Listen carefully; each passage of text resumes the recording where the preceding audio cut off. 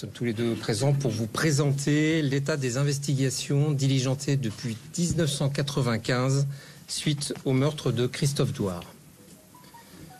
Le 16 décembre 1995, Christophe Douard, âgé de 28 ans, employé dans une entreprise d'agroalimentaire vichysoise et connu comme un passionné de chasse, commençait sa journée à la chasse, ayant le souci principal de retrouver sa chienne Flora qui avait disparu.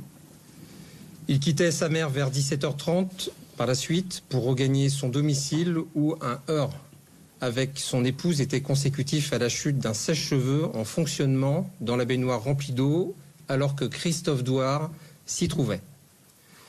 Il quittait son domicile vers 20h30 sans avoir mangé pour se rendre au domicile de son frère, Olivier. Il passait la soirée à regarder la télévision en compagnie d'amis et quittait le domicile de son frère dans l'intention de rejoindre son propre domicile vers 23h30, départ confirmé par des voisins. Il avait alors l'intention d'aller à la chasse le lendemain. Il disparaissait à partir de ce moment-là. Le 18 décembre 1995, 48 heures après, alors que des chasseurs s'inquiétaient depuis la veille de ne pas le voir, l'épouse de Christophe Douard signalait la découverte, le jour même par la mère de Christophe Douard, de son véhicule en stationnement sur un parking de Cusset. Le véhicule n'était pas fermé à clé, était équipé de l'autoradio et un fusil de chasse se trouvait sur la banquette arrière. Christophe Douard n'avait pas pour habitude de laisser son autoradio et d'abandonner son fusil.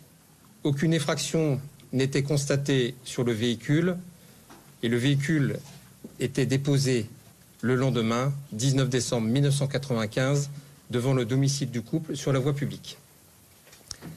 Le 20 décembre 1995, l'épouse de Christophe Douard indiquait à son beau-frère avoir trouvé les habits de Christophe Douard portés le jour de sa disparition et retrouvés pêle-mêle dans le grenier à l'endroit du linge sale.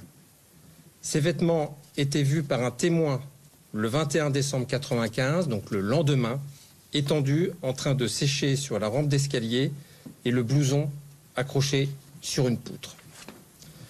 Une enquête approfondie de recherche dans l'intérêt des familles était diligentée. Le 23 décembre 1995, l'épouse de Christophe Douard signalait vers 7h30 le matin la disparition du véhicule qui était resté garé devant leur domicile depuis 4 jours. Ce véhicule était découvert le soir même, calciné, sur la commune de Randan, dans le Puy-de-Dôme, à 17 km.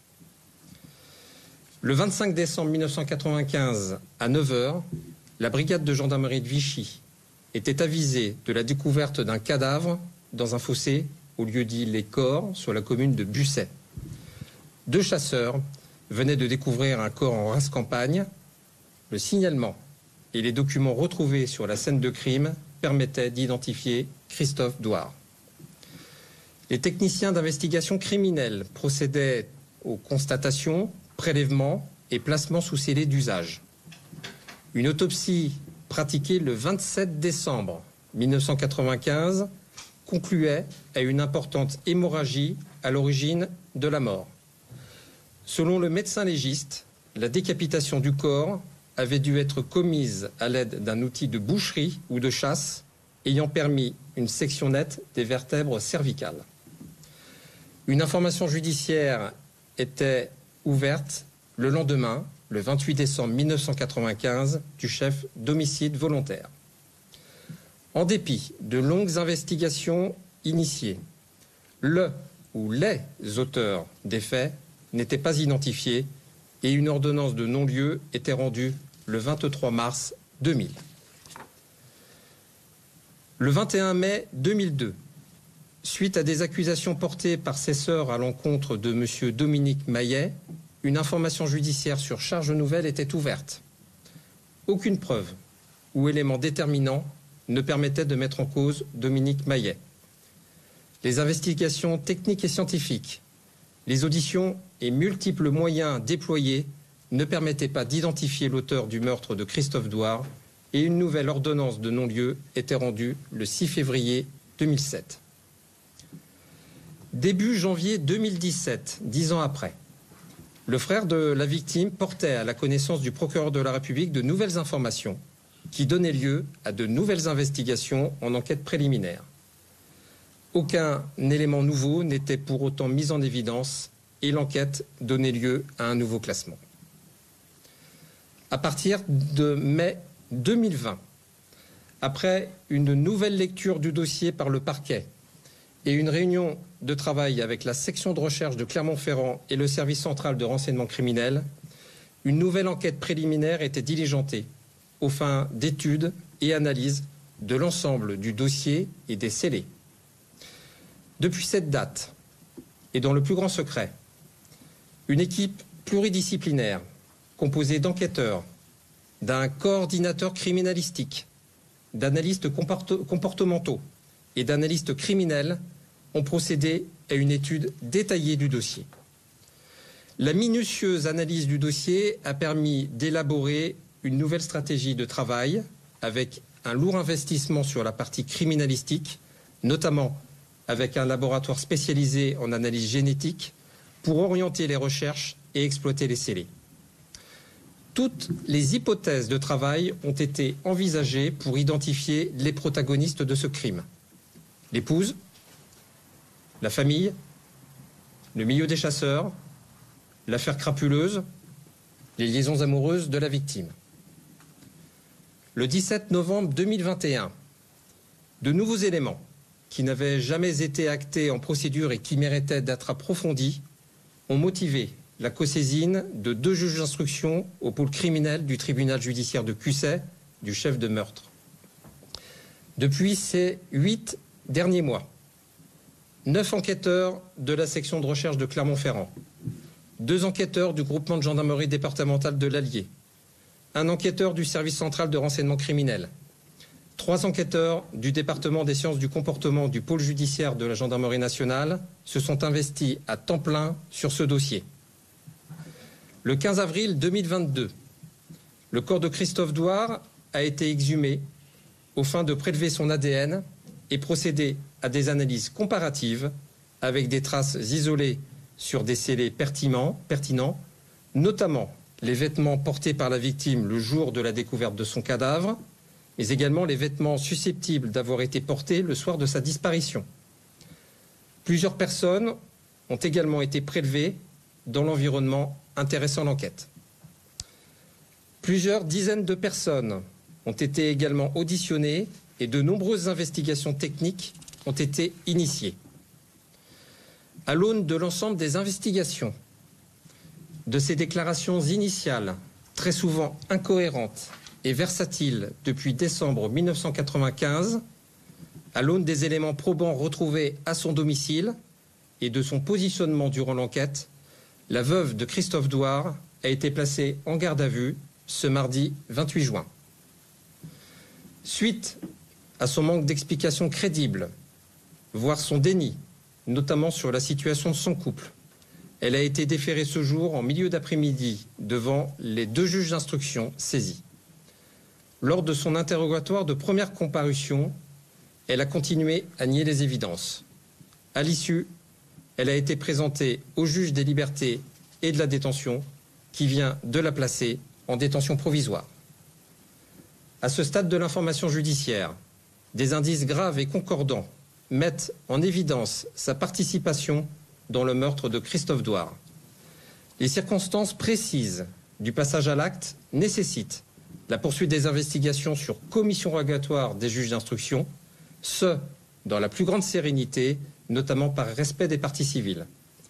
Les investigations doivent également se poursuivre pour identifier et interpeller d'autres protagonistes. La veuve de Christophe Douard, aujourd'hui mise en examen du chef de meurtre, encourt une peine de 30 ans de réclusion criminelle. Tels sont les seuls éléments que j'entendais vous communiquer ce jour. Je vous remercie et je cède la parole au colonel Serre. Merci, monsieur le procureur. Vous avez déjà tout dit. Et pour aller dans votre dans le sens de votre propos. Donc cette enquête judiciaire qui a été très longue et qui a été reprise donc, il y a à peu près 2 ans d'un cold case. Donc nous l'avons abordé en 2 phases.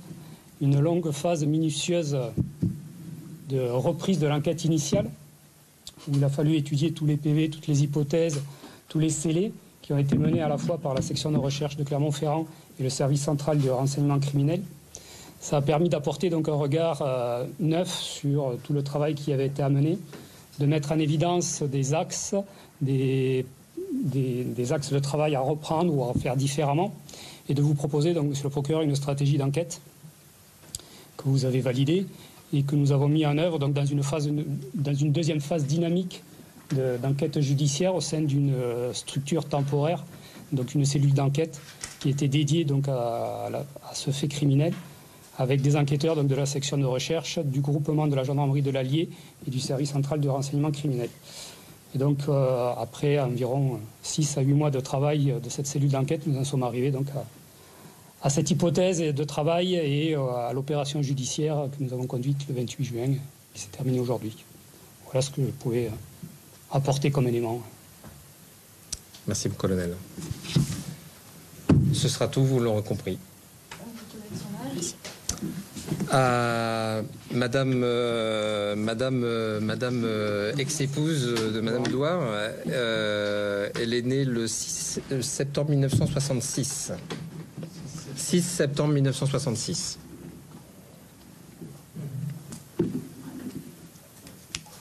Voilà.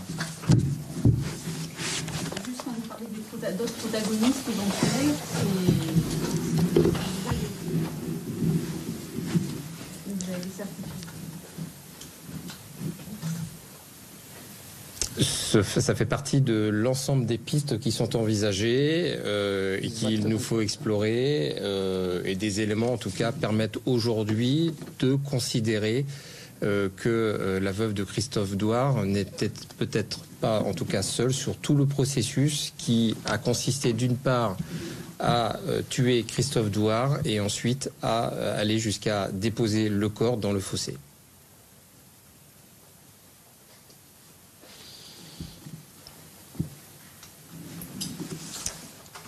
Merci, messieurs.